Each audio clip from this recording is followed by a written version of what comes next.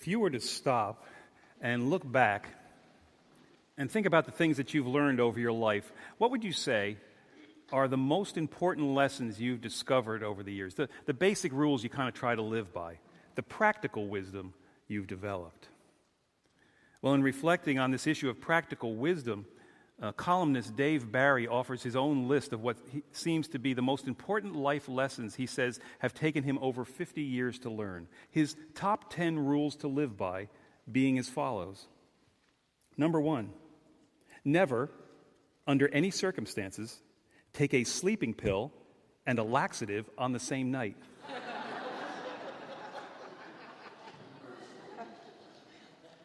Number 2, if you had to identify in one word the entire reason why the human race has not achieved and never will achieve its full potential, that word would be meetings. As church folk, I think we can relate to that one, right? Number 3, be aware that there is a very fine line between a hobby and mental illness. Number 4, try to remember the compliments you receive and to forget the insults. By the way, if you succeed in doing this, please tell me how. Number 5, always remember that no situation is so bad that losing your temper can't make it worse. Number 6, if you are still talking about what happened yesterday, then rest assured you haven't done enough today. Number 7, to fix everything in the world, you need only 2 items, WD-40 and duct tape. If it doesn't move, and it should, use the WD-40. If it moves and it shouldn't, use the tape. Right? Number 8, never pass up an opportunity to go to the bathroom. Number 9, always keep your words soft and tender because tomorrow you may well have to eat them. And number 10, if you woke up breathing today, rejoice. You have another chance to get it right. Important life lessons, basic rules to live by, practical wisdom. That's our topic for today. This morning, as we continue our study of Jesus' parables, those down-to-earth stories our Savior told that seek to lift us toward heaven, we come upon what is generally understood to be one of the most difficult of all of his parables. It's a text you don't hear preached on very often because it's kind of a strange one. It's the parable of the dishonest steward. And this parable has confused and confounded Christian scholars for centuries. With its message that seems to glorify and reward a very lazy, dishonest, and self-serving person, many feel that this parable runs contrary to everything that Jesus taught. Some, such as St. Augustine, even going so far as to say that this cannot be a teaching of Christ himself. But this, I believe, is to miss the point of the parable entirely, and just as much to miss Jesus' sense of humor. The story itself begins in a very ordinary fashion with one of Jesus' standard plot devices. You've got 2 people, a master and a servant. The master is a very wealthy man, and his servant, in this case, is his accountant, his business manager, in charge of keeping track of the books. Well, word gets back to the master that the accountant has not been doing a good job at the task entrusted to him. Now, we don't know if the accountant's been dishonest, outright embezzling, or just plain sloppy, but the master is calling for an audit. Realizing that he's about to be in serious trouble, about to lose his job, and knowing, as he says of himself, that he's too proud to beg and too lazy to get a real job, the accountant comes up with a plan. He'll go around to everyone who owes his master money and reduce their debt so that they'll like him. Then when he's out of the job, these other people will be his friends and he'll have a place to live. This he sets about doing. He goes to one person and says, the master 100, make it 50, and we'll call it even. To another, you owe 100, right? Well, make it 80. So on and so forth he goes. So far, so good. However, now the day of reckoning arrives, and here's where Jesus makes his sharp turn with the story that gets everybody bugged. The accountant has not only been corrupt in his work for his master, but now has acted only self-servingly in his solution to the problem which he himself has caused. We expect the master to judge him harshly, to proclaim some severe punishment, the good, proper, moral lesson that we expect from Jesus. But what happens? The master praises the servant. Why? Well, first, notice Jesus' sense of humor. You know that a lot of people, we tend to picture Jesus as kind of this dreary, endlessly serious guy who never even broke a smile. But let me tell you, you can't tell this parable without at least a little bit of a twinkle in the corner of your eye. You can't get it if you can't laugh a little bit. Think of it this way. Have you ever seen someone do something bad or maybe outwit you, and even though it really annoyed you, still what they did was just so ingenious, so well thought out, you just kind of had to respect them for it, right? It's kind of like when your kids turn your own words back against you, right? And you kind of have to say, okay, you got me. You have to be able to smile, to admit, well done, And you see, this is what's going on here. This is the real point of the parable. A little smile at the outrageous ingenuity of the accountant. Notice what Jesus says. And his master commended the dishonest manager because he had acted shrewdly. He'd acted shrewdly. This is the real point of the parable. The master does not praise his accountant for his honesty or for his integrity. This is not a study in morals or ethics. We miss the point entirely if that's all that we're looking for here. Now, Jesus is willing to put those issues aside for the moment for the purpose of raising other equally important issues in a manner that will grab our attention. Remember, like any great teacher, Jesus was always trying not only to transmit information, but to grab imaginations. The master praises the accountant only for his shrewdness. And in Greek, it's the word phronimos, meaning a kind of practical wisdom. It's what we might call common sense or street smarts, It's the ability to apply knowledge to real-life situations. This is what this parable is ultimately about. It is a study in practical wisdom, living wisely. As Jesus even goes on to say, and his master commended the dishonest manager because he had acted shrewdly. For the children of this age are more shrewd in dealing with their own generation than are the children of light.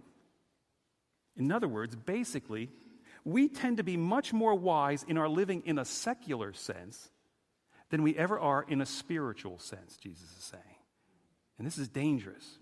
This is a story about wisdom. It's about practical knowledge. The text teaches us a number of very important lessons about living wisely, rules to live by. A number of the lessons probably being ones that we all commonly overlook in our own understandings of living well every day. 3 lessons in particular that I would like to highlight this morning. Lesson number 1, look ahead. The fundamental issue that drives this whole drama is, of course, that an audit is coming. The servant knows that he is about to be called before his master to give an account of his work. So he devotes himself solely to surviving that audit, to living beyond it, to his future reality. And this, I believe, is the first great lesson of the text. That there is a great final audit coming. That this life is not all that there is. That Christ shall come again to judge the living and the dead, as we proclaim. A great final audit is pending, and the wise person devotes themselves to surviving it, to living beyond it. Now, what does this mean in a practical sense?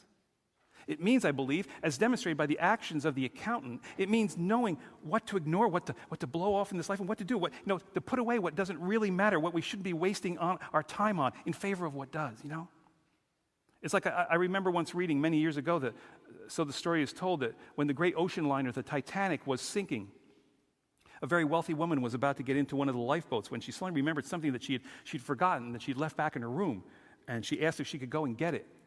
And the officer told her that he was only going to give her 3 minutes, and then the boat was going, So the woman raced back to her stateroom, and there, digging through all her gold and all her diamonds and all her pearls, she grabbed a bag containing 8 oranges and ran back to the lifeboat. In that moment, she recognized what she really needed, what really mattered in life, and she devoted herself only to that. This is where we begin in our text today, in a calling to look at what really matters, specifically realizing that all that is really important is what lasts beyond the audit. What's eternal, not what's momentary, what's permanent, not temporary. As Jesus once said, why do you store up treasures for yourself on earth where rust and moth consume and where thieves break in and steal? Store up for yourselves treasures in heaven where neither rust nor moth consume nor thieves break in and steal. Making good investments, in other words, the eternal, not the momentary, the permanent, not the temporary. How much of our lives are devoted more to temporary things than to eternal ones? Must we not admit that more of our time and our energy and our worry is devoted to just momentary things of the now, right? To money and health and security and comfort, pride, More to this than it ever is to eternal issues of salvation or holiness or rebirth or grace. Well, this is exactly the first thing that Jesus is trying to tell us here as to why our lives so often just plain stink, because we're making really lousy investments, wasted effort because we lack the long view. Do you remember the Old Testament story of the two brothers, Jacob and Esau? Esau traded his birthright to his brother for a bowl of stew. He was so desperately hungry one day, he sold his entire inheritance, for a little bit of food. He ruined his life now and beyond for caring only for the momentary, caring nothing for the eternal. Returning to what Jesus said in our text today about our living more intelligently in a secular sense than we ever do in a spiritual sense, we pay very close, constant attention to our earthly investments, right? We balance that bank account, check it all the time. We watch our expenses. We put money in our retirement account. Maybe we monitor the stock market. And we consider anybody who doesn't do such things to be a fool, knowing that the quality of life depends on this. Yet then we generally give almost no thought to our heavenly investments. Things like fixing that broken relationship, repenting of that sin, forgiving someone, apologizing to someone, serving, sacrificing, giving, getting involved. Now, which is really more foolish? So important to look for the far greater scheme of things, to what really matters, to what lasts, to know that an audit is coming and to get ready for that. Yes, there are many temporary issues of this life that are quite important that we have to attend to, right? The only question is whether or not we spend all of our time only attending to such things at the expense of the eternal, Time at work instead of time with loved ones. Making money instead of saving our souls. Being comfortable instead of working on the kingdom. Preacher Michael Hodgson writes, "The place was Bethel, Vermont, nestled in the vast expanse of the Green Mountains. It was a hot day, a perfect day for a walk to enjoy the view of the river and the surrounding mountains. My trail was the railroad tracks that seemed to endlessly imitate the direction of the river. By the tracks stood an old mill that was being converted into some kind of a workshop. From my vantage point on the tracks, I could see a stop sign on one of the windows of the shop. No doubt it said, 'No trespassing,' but I had to check it out just to make sure. I was right. But the sign said a lot more than I had expected. There in black and white on that dusty window were these words: 'Trespassers will be shot and survivors will be shot again.'" Right? Without letting in on how I felt at that point, I glanced over my shoulders and scouted the bush and the riverbank for any signs of life, particularly property owners who carried loaded guns. I rapidly came to the conclusion that I did not belong in that place, that I was just passing through, and so I kept moving. Likewise, we are all just passing through this life, but this is not our home. As Paul tells us, our citizenship is of heaven.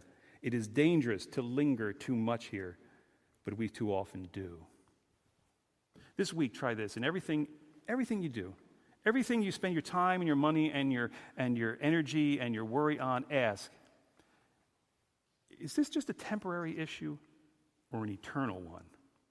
How much am I just lingering here and forgetting that I'm just passing through?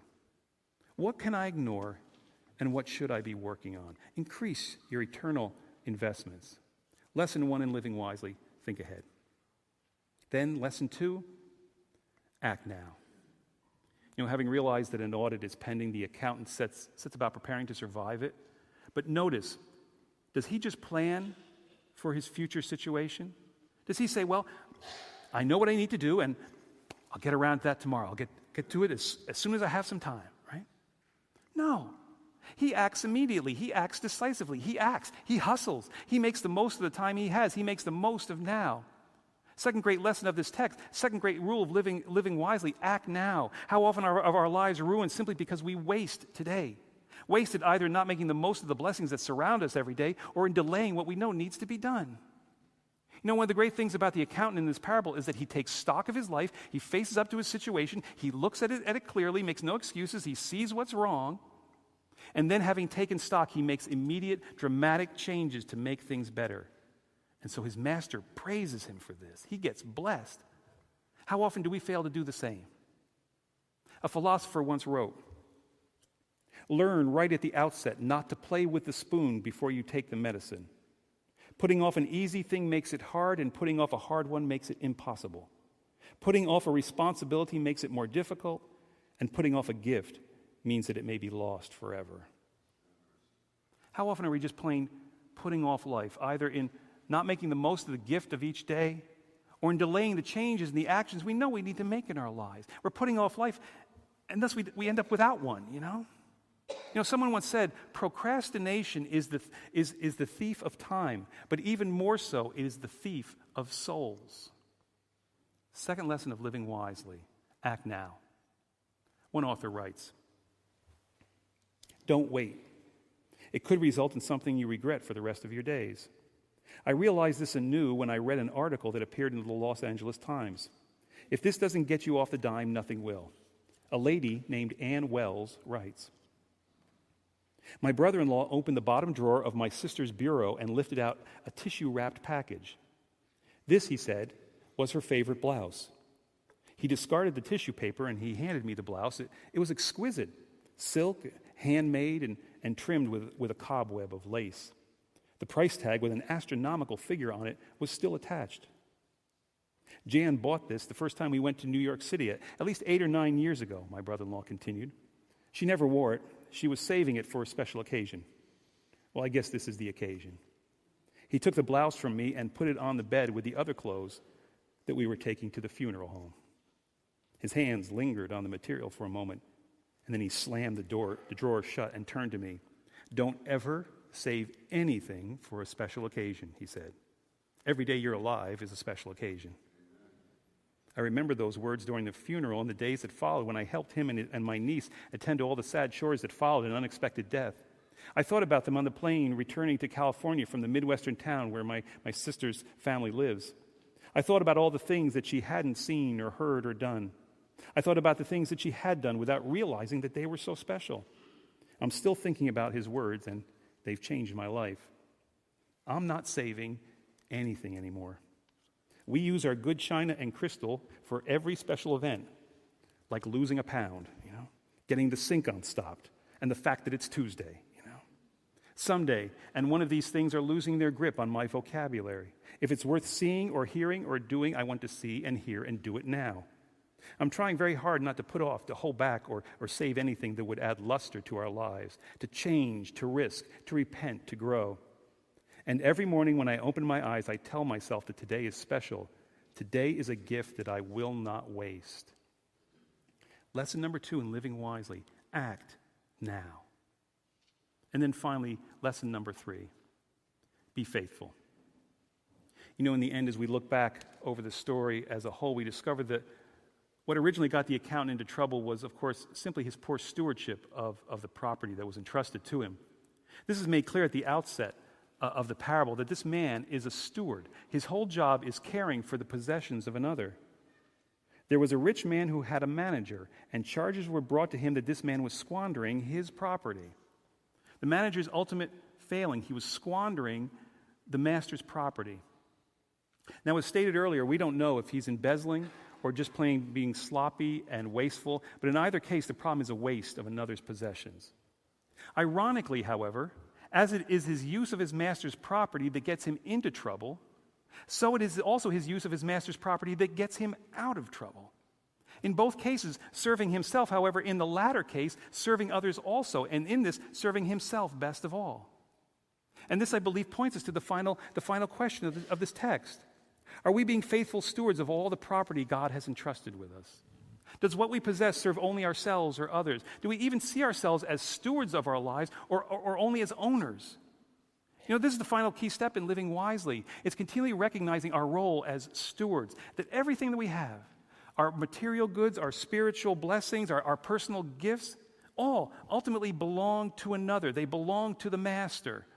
And our sole job in life is simply to look after this, to make the best possible use of it all, most particularly using it to better the lives of other people. I remember once seeing an article that said that if you took a piece of steel worth only about $5 and you made it into horseshoes it would be worth about $50. If you took that same amount of steel and you made it into hypodermic needles for doctors to use, it would be worth $5,000. And if that steel was made into balance springs for fine Swiss watches, it would be worth $500,000. The lesson? Life isn't what we have, it's what we choose to make of what has been entrusted to us. Are we faithful stewards of the gifts God has entrusted to us, the gifts of our possessions and our time and our skills? I know a lot of people say, but Pastor, I don't have that much to offer. There isn't anything about me that's all that special or amazingly blessed, Well, let me tell you, that's just a crock, right? First, it implies that God doesn't bless everyone abundantly, which is just plain not true. Often we're just overlooking our many blessings. Secondly, and even more though, it denies the tremendous power a gift that seems like nothing to us can have if we simply put it to use for God. Any gift. Consider the following. Osceola McCarty, age 87, did one thing her whole life, laundry. And now she's famous for it, or at least for what she did by it. For decades, Miss McCarty earned 50 cents per load doing laundry for well-to-do families in Hattiesburg, Mississippi. Each week, she put a little bit in a savings account. When she finally retired, she asked her banker how much money she had socked away. $250,000 was the reply. She was in shock. I had more than I could use in the bank, she explained. I can't carry anything away with me here, so I thought it best to put it to some good use. Osceola gave $200,000 to nearby University of Southern Mississippi to start a scholarship to help young African American people attend college. Today, many young people have gone to college who might never have had it not been for Osceola McCarty's laundry at 50 cents a pop. What do you have? Maybe it's just a good word, a smile, the ability to be patient, the ability to listen, the ability to be upbeat and hopeful. Who cares how much you've got? Just put it to use for God. It's the final step in living wisely. Be faithful. Put to God's use whatever God has entrusted to you. Final question to ask ourselves this week. What gifts that God has given us are we squandering, wasting, unused, or using only for ourselves? How can we be more faithful with all that we have been given? In closing, have you ever heard the true story about the college professor who was giving a final exam in a logic class? To help the students with the test, the professor told them that they could bring as much information as they could cram on a piece of notebook paper. Most of the students scribbled as many facts as they could on their 8.5 by 11-inch sheet of paper. But one student walked into class, put his piece of notebook paper on the floor, and then had an advanced logic student stand on the paper. All right. The advanced logic student then told him all the answers to all the questions. He was the only student to get an A. You see, he thought things through, right? Are we doing the same? Practical wisdom. This week, live wisely. Look ahead, act now, and be faithful. Let us join together in singing our closing hymn, number 451, Be Thou My Vision. Would you please stand?